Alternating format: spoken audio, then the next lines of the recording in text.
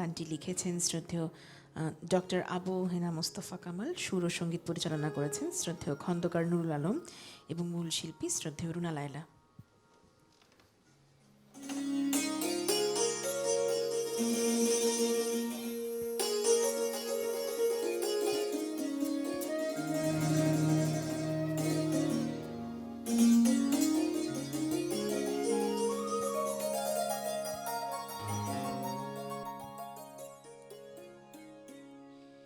নদীর মাঝি বলে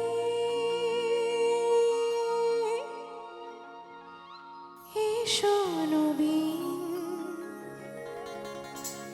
মাঠের কবি বলে